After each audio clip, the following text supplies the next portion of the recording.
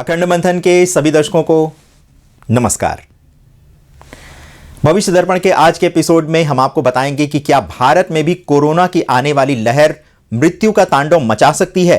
वैसे जिस प्रकार से चीन के अलावा अमेरिका, जापान, जर्मनी, दक्षिण कोरिया, ब्राजील में कोरिया के मामले बढ़ने लगे हैं, ऐसे में भारत भी कोरोना को लेकर अलर्ट पर है। किंतु आम जनता के मन में यह आशंका है कि कहीं कोरोना पिछले 2 वर्षों जैसे जनसंहारी न बन जाए। तो ऐसी स्थिति में ग्रहों की क्या स्थितियां हैं, उसके विषय में सबसे पहले चर्चा करते हैं। पहले यह देखते हैं कि चीन में कोरोना का तांडव जो मचा हुआ है वह किन ग्रहों के कारण से है। तो चीन की स्थापना कुंडली में बुध में केतु की विंशोत्तरी दशा चल रही है, जो कि 17 फरवरी 2023 तक है।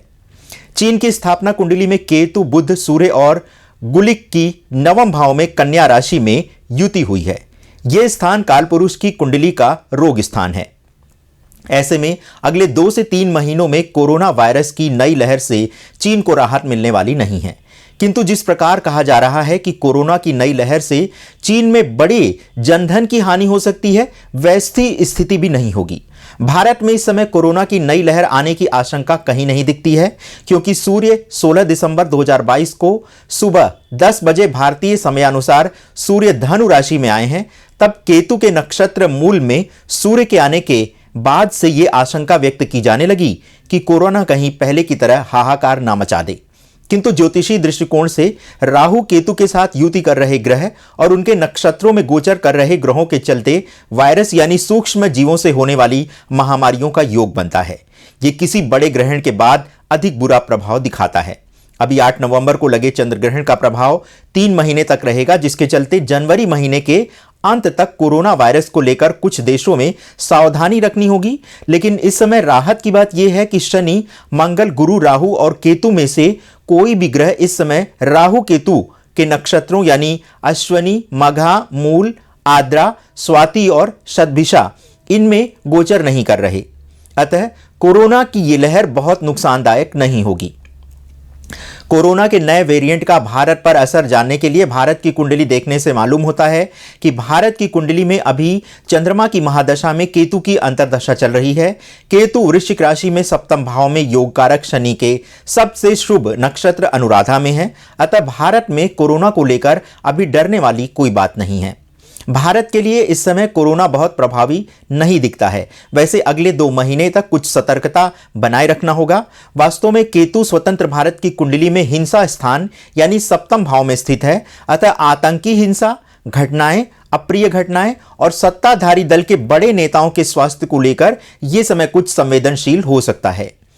धनु संक्रांति कुंडली में मकर लग्न उदित हो रहा है, जिसमें शनि 7वें भाव को देख रहा है और सप्तमेश चंद्रमा शोक स्थान यानी 8वें भाव में मंगल से दृष्ट है, जो कि कुछ प्रतिकूल परिणाम दे सकता है। तो आज के एपिसोड में बस इतना ही। बने रहे हमारे साथ। कोरोना पर लेटेस्ट अपडेट पाने के लिए देखते रहें भविष्य दर्पण। यदि आपको आज का हमारा कंटेंट अच्छा लगा तो उसे लाइक, शेयर और सब्सक्राइब करना मत भूलिएगा। कोरोना के विषय में हम आपको लगातार अपडेट देते रहेंगे, क्योंकि इसको लेकर के दर्शकों के मन में कुछ भय और कुछ आशंका है, जिसका समाधान हम ज्योतिषी दृष्टिकोण से भी करेंगे और वैज्ञानिक दृष्टिकोण से। आपको हमारा ये प्रयास यदि अच्छा लगा है तो आप हमारे चैनल को लाइक, शेयर और सब्सक्राइब भी कर सकते हैं। इसके अतिरिक्त दर्शकों, हमारा ही सहयोगी चैनल कुंडली एक्सपर्ट, इसको भी आप सब्सक्राइब करें, क्योंकि यहाँ पर आपको साप्ताहिक राशिफल से लेकर ज्योतिष का अध्ययन और लेटेस्ट अपडेट जो भी होता है वो आपको श्री के एम सिन्हा जी देते हैं। श्री के एम सिन्हा जी इस समय ज्योतिष को पढ़ाने के लिए ज्योतिष का एक पूरा पाठ्यक्रम तैयार करने में व्यस्त हैं। इस कारणवश उनके एपिसोड्स अभी नहीं आ पा रहे हैं, और वो एक ऐसा ऐप भी ला रहे हैं जो कि आने वाले समय में आपको बिल्कुल एक स्मार्ट वॉच की तरह आपके लिए वो लाभकारी हो सकता है। तो इसके लिए आपको उस ऐप को भी सब्सक्राइब करना होगा। और जिस तरह से स्मार्ट ऐप में जब आपके शरीर में किसी भी प्रकार की कोई इमरजेंसी की सिचुएशन आती है तो वो आपको अलर्ट करता है, इसी प्रकार से जो हमारा ऐप होगा वो भी यही कार्य करेगा। तो बने रहें।